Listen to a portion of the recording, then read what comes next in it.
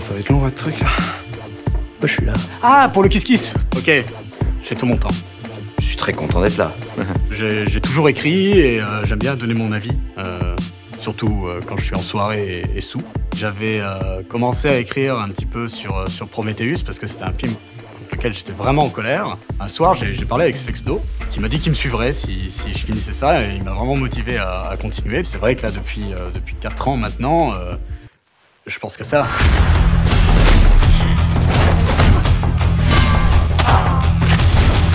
Les 5 premiers mois, on avait 300 abonnés, quoi. Mais en fait, t'es content quand t'as tes 300 abonnés. Et puis les choses sont venues assez naturellement, et Antoine Daniel a parlé de nous. Et puis là, bim, on est passé de 500 abonnés à 15 000 en 2 jours. C'était super dangereux parce que j'étais sur l'autoroute et j'arrêtais pas de regarder mon portable pour voir les vues qui montaient. Il y a un peu de chance, hein, inévitablement, dans le procédé. C'est vachement encourageant et en fait, ça changeait la face du projet, quoi.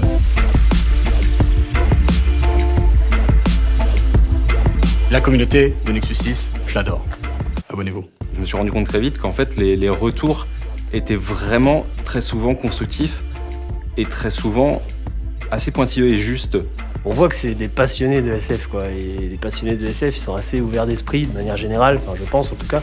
Je gère le Discord de Nexus 6 et là je peux voir qu'il y a pas mal de gens qui sont à fond, qui aimeraient en voir plus et qui nous soutiennent. Nous tous, Cyril, Sexno, le capitaine, on se jette sur les commentaires, on voit qu'est-ce qui va, qu'est-ce qui ne va pas. En 3 jours, je lis tous les commentaires, quoi. J'en rate pas un. Donc sachez-le, hein, je lis tous vos commentaires. Je vais me nourrir de ces commentaires-là et ils me font vraiment beaucoup de bien pour la simple et bonne raison qu'ils sont assez unanimes. Je me souviens notamment de l'arrivée de Zegema Beach, en fait. Donc cette chanson qui est sortie un peu de n'importe où quand j'étais en train de monter Starship Troopers. Et donc j'étais vachement impressionné par l'engouement des commentaires. On sent que souvent les gens ils ont compris aussi la philosophie qui sous-tend Nexus 6 en termes de prod, en termes de ce qu'on veut apporter au YouTube français du 21e siècle en fait. Ils sont pas venus juste parce qu'ils ont vu une vidéo qui leur a plu et le reste en fait ils le regardent pas. Sans le soutien que nous apportent ces abonnés, ouais, je pense que la chaîne Nexus 6 aurait arrêté de fonctionner depuis bien longtemps.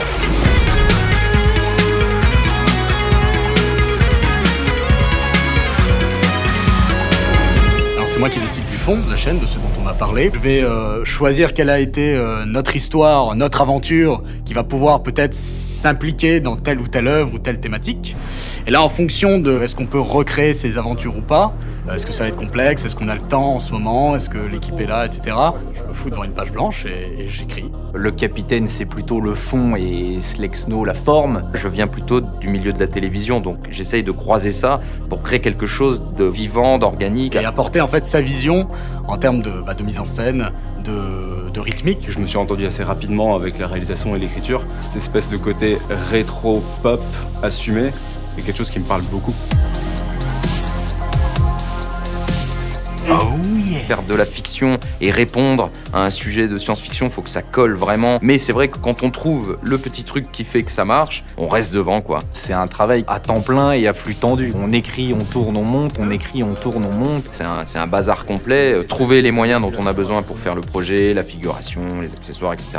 Trouver les lieux, avoir des autorisations. C'est comme créer un court-métrage à chaque fois, à chaque chronique, quoi. Ça repose énormément sur la gentillesse et la volonté de certaines personnes de nous aider. Chaque épisode de Nexus 6, c'est entre 5 jusqu'à une vingtaine de personnes qui travaillent dessus, en sachant que c'est pas Nexus qui vient payer les frais d'une telle structure, que ce soit le matériel qu'on utilise, le gars qui est là, qui prend le son, le mec là derrière la caméra, le gars qui est là derrière la caméra et le mec là qui pose les questions. Déjà rien qu'aujourd'hui, il y a 4 personnes dans cette salle, enfin et 5 avec moi.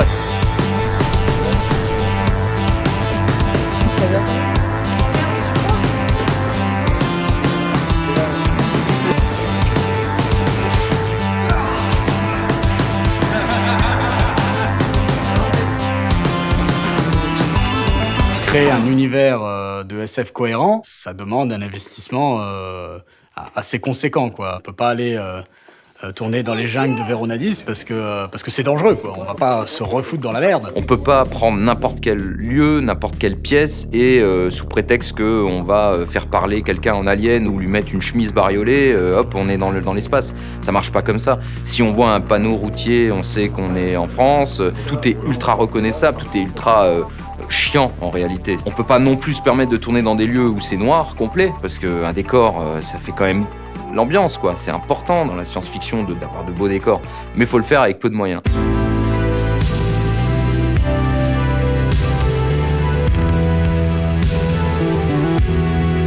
La plupart des pièces qui sont à l'intérieur du vaisseau, on est allé les choper à Luxembourg. Je dirais pas qu'on n'avait pas le droit d'être là, mais disons qu'on avait quelqu'un qui nous mettait à disposition le matériel. Mais est-ce que cette personne avait l'autorisation de nous filer le matériel? On n'en savait trop rien.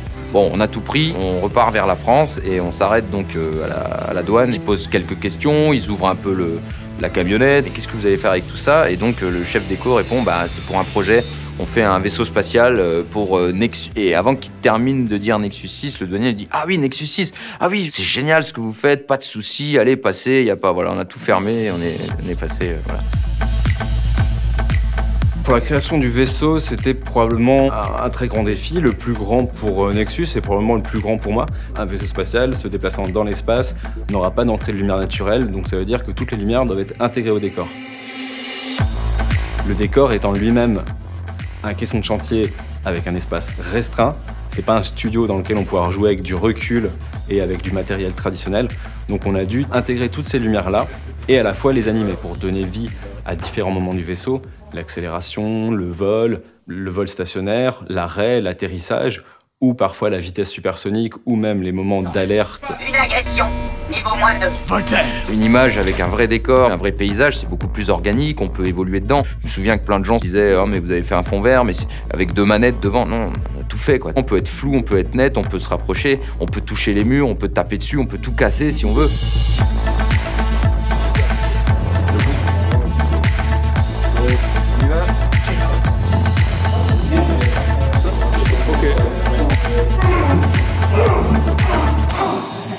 C'était intéressant de participer à la création d'un univers complet dans lequel il y a absolument tout à créer. Pour le Xarlax, le capitaine, je m'attendais pas du tout à ce genre de réaction, mais la première réaction qu'il a eue, c'est « Ouah, faut faire une histoire d'amour entre le capitaine et le Xarlax, c'est obligé avec sa bouche. » Ouais, en gros, on buvait un coup en ville et on parlait de Nexus 6 et il y a un moment, j'ai dit « Mais on n'a jamais vu le vaisseau de l'extérieur. » C'est parti pour 4 mois de boulot, où là, il a fallu modéliser tout, les objets, les tourelles, les pattes, les pieds, la coque, le cockpit, les moteurs. Il fallait faire en sorte que tout soit animable.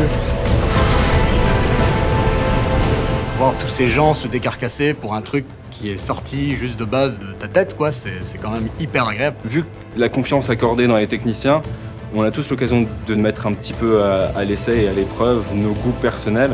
Et on se fait confiance l'un l'autre, on se donne des idées, des concepts, enfin voilà, il y a une vraie effervescence dans l'équipe. Je travaille donc avec des amis, des collègues, et puis je tente des choses de manière un peu plus facile que si je devais le faire sous la commande de quelqu'un. À l'inverse des projets institutionnels et plus académiques, là on peut partir dans tous les sens et s'éclater, quoi. Je vais faire des bleus, des blessures sur le capitaine, ensuite je vais bosser sur un nouveau design d'alien.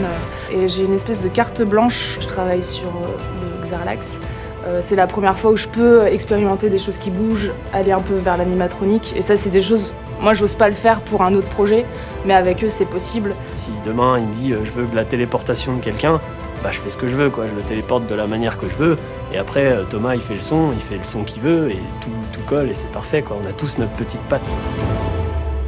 Pendant que tu distribues tes CV dans les macros, alors je comprends que tu voudrais faire un feat.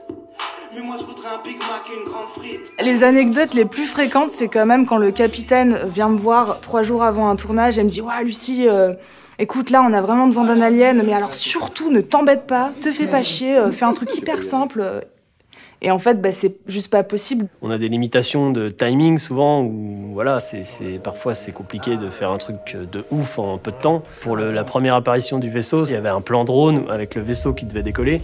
Il fallait que je prenne le même éclairage naturel que la réalité, il fallait que j'incruste des arbres, il fallait que j'enlève toute la ville qu'il y avait derrière. Et ça, c'était un boulot énorme. Et en fait, j'ai passé nuit et jour là-dessus pendant au moins une semaine. Il fallait absolument qu'on sorte l'épisode à la fin du mois. Il y avait un temps de rendu énorme et il fallait que je laisse calculer les bécanes pendant plusieurs jours et ça a failli nous mettre en retard, quoi.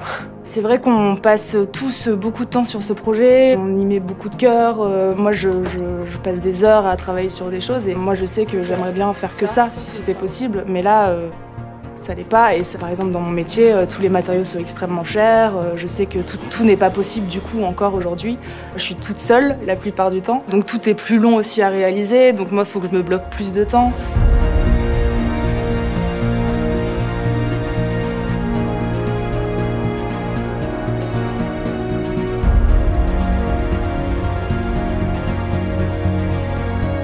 Nos techniciens travaillent pour nous, des fois, il y a cette possibilité qu'ils soient obligés de faire un choix entre un travail mieux rémunéré et Nexus 6. Si on a les moyens, les gens ne se poseront plus la question parce qu'ils seront ravis de travailler pour un projet auquel ils croient et qui est en plus rémunéré. On voit bien que si on veut faire émerger une chaîne et avoir énormément d'abonnés, faut produire une vidéo par semaine, ce serait le minimum.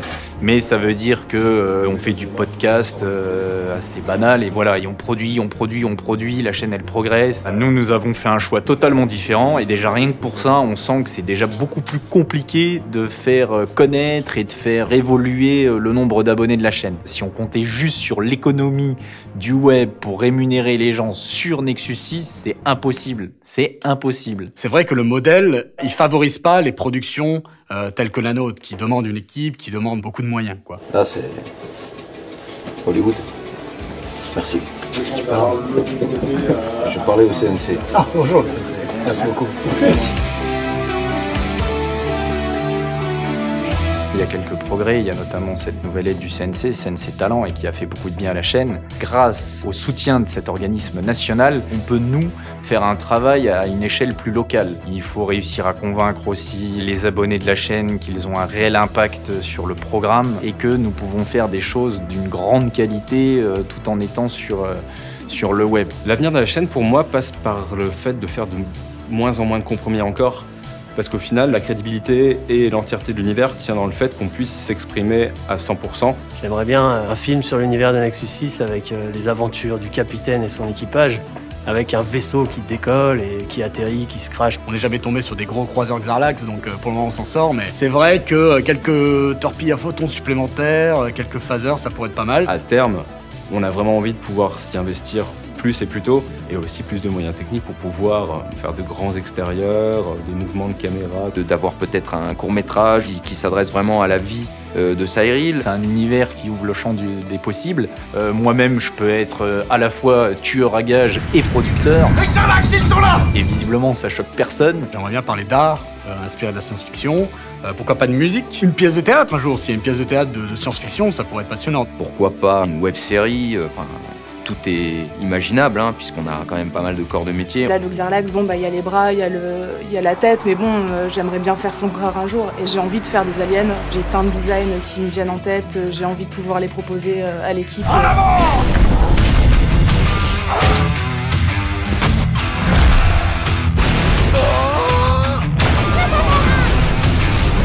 En fait, la décision qu'on a prise, c'est de garder le Tipeee pour financer en fait tout ce qui n'est pas les gros épisodes, qui sont le format phare de la chaîne. Le Kiss Kiss Bang Bang, il ne sera consacré qu'aux gros épisodes. Ça va aussi nous permettre d'offrir plein de contreparties aux gens qui nous suivent depuis 4 ans. Et par exemple, ce qu'on fait actuellement, c'est-à-dire cette vidéo de making-of où on montre l'envers du décor, qui met en avant vraiment toutes ces personnes qui nous suivent, c'est super important puisqu'on l'a jamais fait dans Nexus 6. Au-delà d'être un médium intéressant, YouTube aussi nous permet de nous libérer de beaucoup de choses. Donner pour les contenus qu'on apprécie, tout comme acheter un DVD d'une série qu'on peut aimer, c'est très clairement prendre le pouvoir sur la création future. C'est quelque chose d'hyper positif parce que par exemple un film, on va payer les 12 €, on sait pas ce qu'on va avoir. Si ça se trouve, on va avoir la pire merde du monde et on l'a là, quoi. Tous les gens qui sont prêts à faire cette démarche-là et à donner un petit peu de leur temps et un petit peu de leurs moyens influeront directement sur ce qui pourra être créé à l'avenir. Quand on aura envie de faire exploser le truc, quand on aura envie de faire des effets spéciaux, des machins, là, voilà, on mettra le paquet grâce à vous, quoi. Enfin, à vous.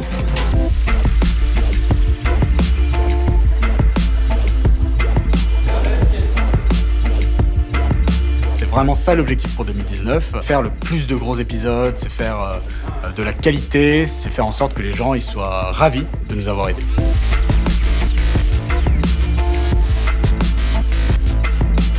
Je remercie vraiment tout le monde, les personnes qui peuvent donner comme celles qui ne pourront pas. Le simple fait que les gens soient là, nous soutiennent, fassent des commentaires, parlent de Nexus 6, c'est déjà quelque chose de génial, quoi.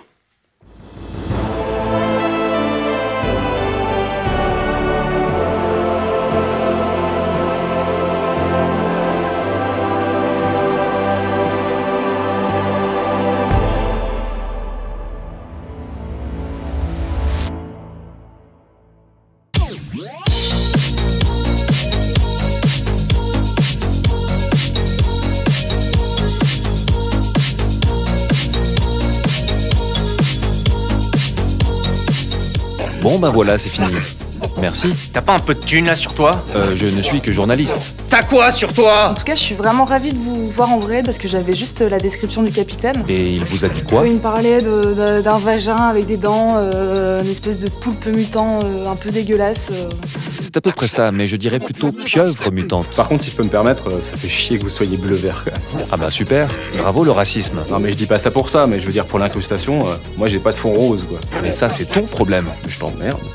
Vos tentacules servent à quoi? Ah rien. Je peux toucher? Est-ce que tu souhaites qu'une substance chaude et visqueuse t'éclabousse le visage et te rende aveugle pendant 3 semaines? Comment as-tu réussi à retranscrire aussi bien la langue Xarlax? Faites le capitaine, il raconte des trucs chelous, moi je me mets devant un micro. Normalement les humains ne peuvent pas. Vous n'avez pas les organes pour ça. Le capitaine, il est sympa dans la vie? Parce qu'il a toujours l'air de jouer un rôle de gros connard. Oui, enfin, oui, ça Il est comment dans la vie au final? fera pas de vieux os. Vous voyez ce que je veux dire? Non. On n'a pas d'os. Mais j'en ai rien à foutre.